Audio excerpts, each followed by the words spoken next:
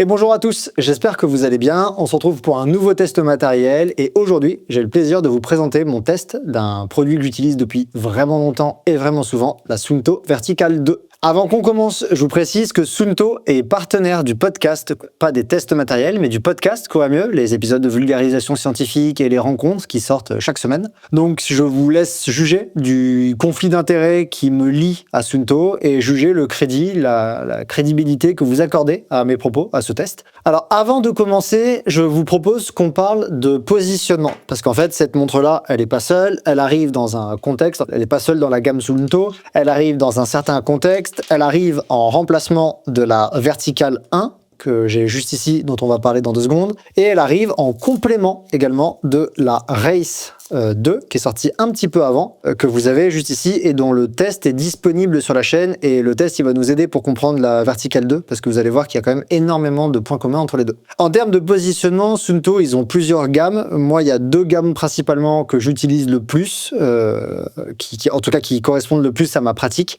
Il y a la gamme Race et la gamme Vertical. La gamme Race, c'est des montres qui sont plutôt pensées en termes de construction pour la performance, et la gamme verticale, c'est des montres qui sont plutôt pensées en termes de construction, encore une fois, pour de l'outdoor, de l'aventure, etc. Et j'insiste bien sur le terme construction, en termes de différence de construction, et vous allez le comprendre pendant ce test matériel. Les plus grandes différences qui existent entre la Race et la verticale sont des différences de construction et pas des différences de fonctionnalité ou de hardware, de matériel technique présent à l'intérieur. Il y a des petites nuances, mais les plus grandes différences sont sur de la construction. Il y a quelques matériaux qui changent, mais sinon en termes de fonctionnalité, vous serez sur quasiment exactement les mêmes montres, et ça c'est super intéressant, ça c'est super important à comprendre, et ça va les différencier de ce que je sais de la Suunto Run, qui est une montre que je connais pas du tout parce que je l'ai jamais utilisée, mais de ce que j'ai cru comprendre qu'il y a des différences de fonctionnalité également. Là, les montres que je vous présente aujourd'hui, la Vertical 2 et la Race 2, vous allez voir, elles ont exactement les mêmes fonctionnalités, quasiment.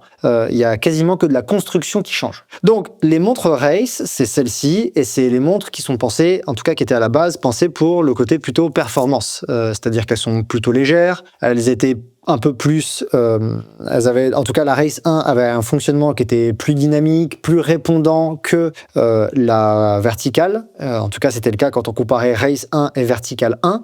C'est des différences qui se sont gommées en partie avec l'apparition de la Vertical 2 et de la Race 2, qui maintenant ont des constructions qui sont beaucoup plus proches. Mais on va toujours retrouver cette espèce de segmentation avec une version qui est légèrement plus pensée pour la performance, la compétition, l'optimisation de certaines fonctions, et une construction qui est plutôt pensée pour la robustesse, l'aventure, la durabilité. Ce que je vous propose de faire, c'est de commencer par les caractéristiques techniques de la Suunto Vertical 2, et après je vous fais un point sur les différences majeures entre la Vertical 1, la Vertical 2 et la Race 2. Alors en termes de poids, la Vertical 2, c'est une montre qui pèse 87 grammes en version métal et en 74 grammes en version titanium. Vous avez un boîtier qui fait 49 mm par 49 mm par 13,6. 13,6, du coup, c'est son épaisseur. C'est l'épaisseur de la montre elle-même. En termes de matériaux, vous avez 2 possibilités. Vous avez le acier ou le titane pour la lunette et du cristal de saphir pour le verre. Et vous avez du polyamide pour le boîtier et du silicone pour le bracelet. On est sur un écran qui s'appelle LTPO AMOLED de 1,5 pouces. Donc vous le voyez, c'est ce genre d'écran qui propose ce genre de couleur. Voilà, je vous montre un petit peu à quoi ça ressemble avec les activités, plein de choses. Donc voilà, c'est un écran qui est extrêmement confortable à utiliser, extrêmement plaisant. On en reparle dans quelques instants. En termes de batterie, vous avez une montre qui a une autonomie qui va jusqu'à 65 heures quand vous avez toutes les fonctionnalités activées, et 250 en économie maximum. Vous avez différents modes. Quand vous êtes dans les modes de batterie, vous en avez différents, dont les modes performance, jusqu'à des modes ultra qui ont pour but de vous faire économiser le plus de batterie possible. Donc tout ça, ça va jouer sur l'autonomie de votre montre, évidemment. Et dans le quotidien, si jamais vous manquez de batterie, vous avez également des modes d'économie de batterie qui vous font passer la montre dans un certain mode de fonctionnement afin d'économiser de la batterie. Vous pouvez le désactiver et l'activer assez facilement. En termes de mémoire, c'est une montre qui propose 32 Go, donc ce qui vous permet d'avoir plusieurs cartographies. Vous êtes vraiment très large en termes de carto que vous pouvez mettre dedans. Une petite particularité, c'est que vous avez maintenant une lampe torche. Vous avez un éclairage qui est présent ici. Donc l'éclairage, il est là. Ok, on a la montre dans son sens normal et là, on voit qu'on a 2 LED qui permettent de faire un éclairage. Cet éclairage, il va de 100%, c'est ce que vous voyez là de suite,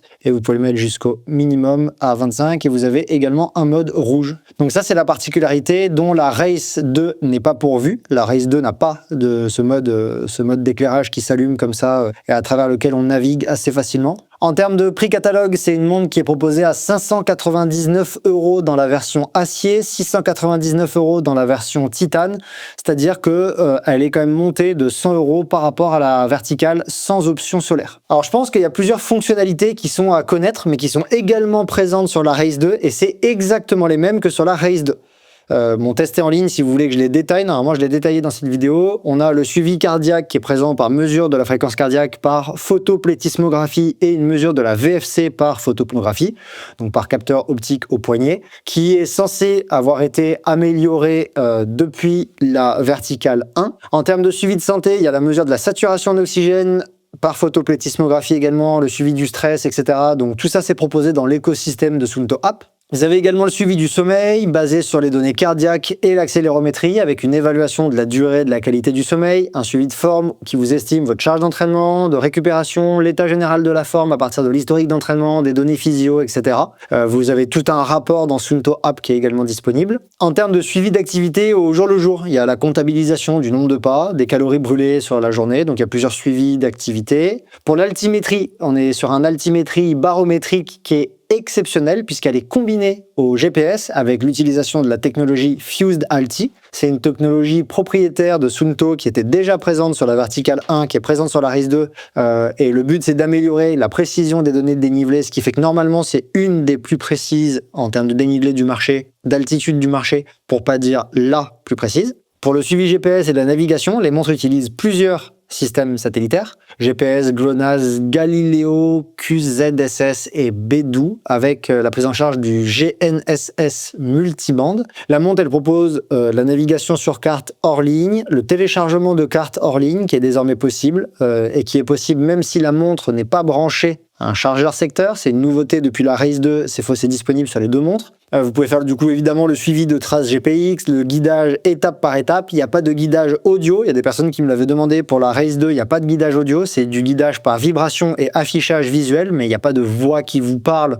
pendant que vous pratiquez pour vous dire de tourner à droite ou à gauche. Personnellement, j'ai envie de dire heureusement, parce que ça m'agacerait considérablement, mais si c'est quelque chose que les gens veulent, un guidage par voix vocale, en tout cas, vous l'aurez pas dans cette montre-là. Vous avez également l'affichage du profil altimétrique, c'est la fonction Climb Guidance, qui est une fonction de navigation qui va segmenter un GPX que vous lui donnez en montée-descente, avec 2 types de montées possibles, 2 types de descentes possibles en fonction de l'inclinaison et les portions plates. Et le but, c'est de vous aider à la lecture du parcours pendant l'activité, et ça vous indique, ça vous guide, Climb Guidance, ça vous guide à mesure que vous changez de pente.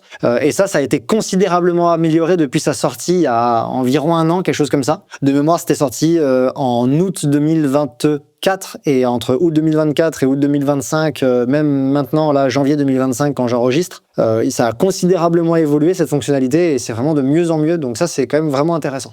Et dernière chose que cette montre possède, mais que la Race 2 également propose, c'est le Zone Sense, la fonction d'estimation de l'intensité de l'effort qui est basée sur de la variabilité de fréquence cardiaque à l'effort. C'est uniquement valable si vous avez une ceinture de fréquence cardiaque qui est compatible.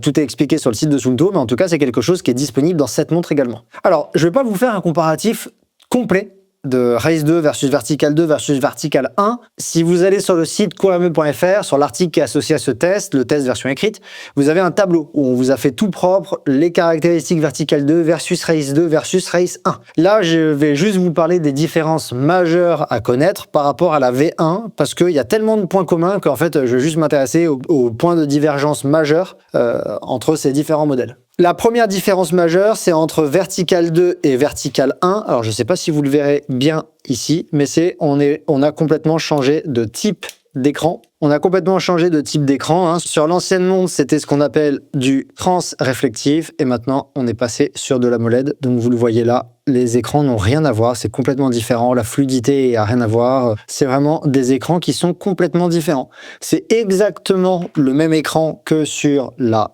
Race, que j'essaie de vous faire tourner la molette ici à une main, c'est pas facile, donc vous voyez, c'est à peu près... Voilà, vous le voyez bien, là, on a exactement les mêmes écrans, on a la même fluidité entre les deux montres, hein. Il n'y a pas de... La Race, c'est peut-être un chouïa plus fluide et encore, je suis pas sûr. Donc voilà, on a vraiment là-dessus des écrans qui sont tous les deux en AMOLED, mais il y a une grosse différence, c'est que c'est plus de l'écran transréflectif comme c'était le cas sur la Vertical 1. Maintenant, la Vertical 2 est un écran AMOLED. L'autre différence, c'est qu'il n'y a plus d'option de recharge solaire dans la Vertical 2. C'est fini, il n'y a plus possibilité d'avoir une version recharge solaire comme j'avais sur Vertical 1. Donc ça, c'est plus le cas, on en reparle dans quelques instants, mais c'est quelque chose que Suunto a décidé d'abandonner sur la Vertical. Il faut également savoir qu'elle est plus robuste et plus épaisse que Race 2. Elle fait 12,5 mm d'épaisseur, comme vous le voyez ici. Ça, c'est Race 2, ça, c'est Vertical 2. Donc, je ne sais pas si on arrive à le voir correctement, mais on a une différence d'épaisseur entre les deux. Il y en a une qui est plus fine. Il y a exactement 1,1 mm d'écart entre les deux. Celle-ci fait 12,5 mm, celle-ci fait 13,6 mm. La Vertical 2 est un peu plus lourde que la Race 2, mais elle est plus légère que Vertical 1 et on a également plus d'autonomie sur la Vertical 2 que sur Race 2. On a gagné environ 10 heures, c'est la contrepartie d'avoir du coup un boîtier qui est plus épais et plus robuste, dans une construction qui est plus robuste. On a gagné environ 10 heures d'autonomie en mode maximum performance, plus dans les autres modes, mais on les utilise moins, donc je vais me baser plutôt sur les critères sur la haute performance. C'est également plus que la Vertical 1 qui était avec écran transréflectif, maintenant c'est de l'AMOLED. On a quand même plus d'autonomie avec l'AMOLED sur Vertical 2. Par contre, on en a moins que sur la Vertical 1 avec recharge solaire. Donc voilà, à comparer Vertical 2 AMOLED versus Vertical 1 transréflectif sans recharge solaire, on a plus de batterie sur Vertical 2 en AMOLED. Une autre grosse différence, c'est que, vous l'avez vu ici, hein, c'est une montre qui maintenant est en 3 boutons. Un bouton pour descendre, un bouton pour monter, un bouton de fonctionnalité. Et du coup, en ce sens, elle se différencie de Race 2, qui, elle, est avec ce que j'appelle, en fait, moi, 4 boutons. Parce qu'en fait, il y a un bouton ici qui permet de monter, un bouton ici qui permet de descendre, monter. On a la molette qui permet également de naviguer et on a la molette qui est également un bouton. Donc ça fait 4 options de navigation, on va dire, alors que sur la Race 2, on n'a que 3 options de navigation. Donc voilà, bon, c'est un choix, je vous en reparle dans 2 secondes de ça parce que c'est pas au hasard qu'il n'y a pas de molette. Et l'autre différence, comme je vous l'ai dit, hein, c'est la montée de prix de 100 € par rapport à la Vertical 1 solaire. Pourquoi? Je sais pas. Est-ce que c'est expliqué par l'AMOLED? Est-ce que c'est expliqué par les lumières LED qui ont été intégrées à l'intérieur? Est-ce que c'est expliqué par les deux? Je sais pas vous dire, mais en tout cas, on a une montée de 100 € par rapport à la Vertical 1 solaire. Alors, il faut savoir qu'à l'utilisation, dans cette Vertical 2, on va retrouver les mêmes qualités que dans la Race. Et ça, pour moi, c'est quand même vraiment génial. C'est-à-dire que vous n'avez pas à faire un choix de montre entre A et B en fonction des fonctionnalités, en espérant la robustesse, mais il n'y a pas les fonctions que vous voulez, ou alors en voulant de la performance, mais il n'y a pas les fonctions que vous voulez. Là, dans les 2 montres, vous avez les mêmes fonctionnalités. La seule fonctionnalité qui diffère entre les 2 montres, c'est la lampe LED, ici. Donc cette lampe-là n'est pas disponible. Ici, quand vous la passez en mode lampe torche, c'est l'écran entier qui fait lampe torche, alors qu'ici, c'est des LED qui font lampe torche, donc c'est pas du tout la même chose. Mais en dehors de ce détail, j'ai envie de vous dire, les montres présentent exactement les mêmes fonctionnalités. Donc ça, c'est quand même quelque chose que moi, je trouve intéressant. Vous avez toujours, du coup, alors si vous voulez vraiment plein de détails, vous allez voir mon test de la Race 2. Là, je le fais de manière résumée. Vous avez toujours une autonomie qui est gigantesque, encore plus gigantesque, parce que vous êtes à 65 heures dans le mode de performance maximale, ce qui est 10 heures de plus que la Race 2, et 55 heures, c'est déjà gigantesque. Vous avez un écran AMOLED qui est magnifique, qui est grand, qui est très lisible. L'AMOLED de Suunto, il est super beau. Les cartes, en plus, elles sont de grande qualité, elles sont détaillées, et du coup, avoir un écran de cette qualité, de cette luminosité, ça permet, je trouve, vraiment d'en profiter. C'est exactement comme la Race 2, c'est un des plus grands rapports taille de boîtier, taille d'écran du marché, pour pas dire le plus grand, j'ai un doute, mais je crois que c'est le plus grand du marché. En termes de fluidité, pareil, la fluidité, elle est excellente, c'est le même processeur que R2 et V2, alors il y a peut-être une légère différence due à la navigation par molette versus par bouton, mais globalement, moi, je l'ai pas senti. Là où la Vertical 1 avait effectivement une fluidité qui n'était pas extraordinaire, on sent bien que la montre, l'écran, il met du temps un peu à afficher les choses. Là, on a une fluidité qui est vraiment géniale et qui est permise par le nouveau processeur qui a été mis à l'intérieur de Race 2 et de Vertical 2. Et en plus, comme je vous l'ai dit, vous retrouvez tous les modes de fonctionnement qui sont ceux qu'on connaît sur Race 2. Le Climb Guidance qui est de plus en plus poussé, les différents modes pour faire du fractionné, avec une amélioration des fractionnés qui est maintenant disponible dans la Race 2 depuis mon test, et qui est également dans Vertical 2 avec un comptage, des annonces, des alertes comme quoi le fractionné va changer, etc. Désormais, il y a également le live tracking qui est disponible par Suunto Plus. Alors peut-être que ça viendra en natif, mais là en Suunto Plus, c'est dispo.